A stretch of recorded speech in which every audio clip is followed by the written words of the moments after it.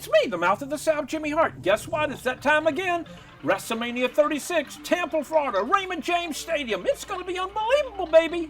On Thursday night, of course, we got the Hall of Fame. And then on Friday night, which will be shot there, of course, in Tampa, you've got SmackDown. And then Saturday is very special, too, because you got the NXT there, which is on the USA Network. And, of course, Sunday is WrestleMania.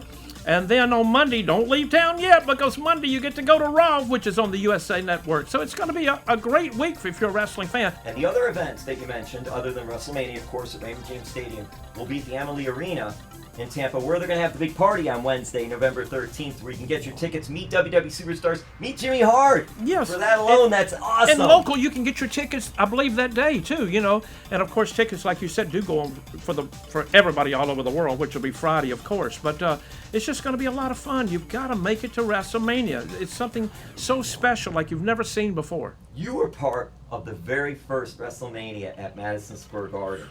What was it like being a part of that first one? Well, you know, I just came from Memphis territory back in the day, and so when I came up there, I walk into Madison Square Garden, I'm kind of like, what?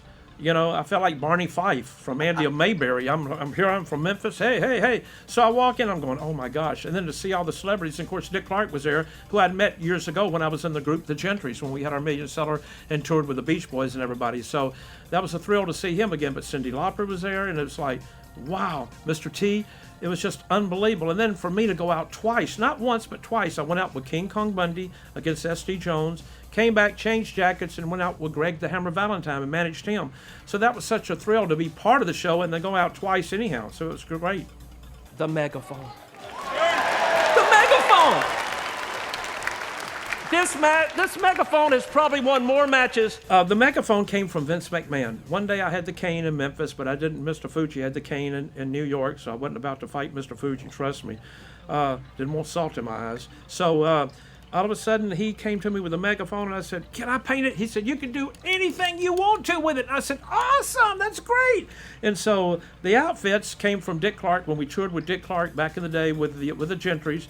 One night he had a special meeting with all of us, and he said, look, when you're on the stage, look special, look different. Give the people their money's worth, because remember, if you dress like the audience, one day you're going to wind up sitting in the audience, and I never wanted to sit in the audience and buy a ticket. I wanted to be on the stage.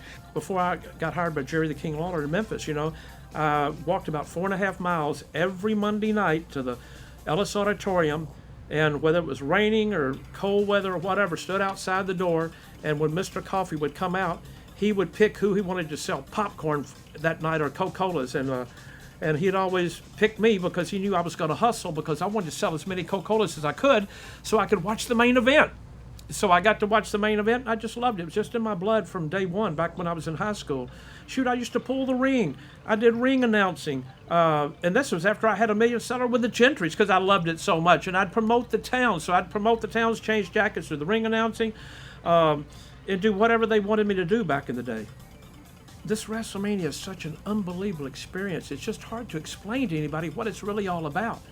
And for me to be still around this long and still to be part of that and go to it, it's because of this logo right here, buddy. No, just recently, I just had my first pair of Jimmy Hart socks that just came out. So I'm thrilled about that. After my age, I'm still thrilled on getting a pair of socks, you know. I've only got one pair so far, but I'm fixing to go buy the rest of them. So if nobody else buys them, I will.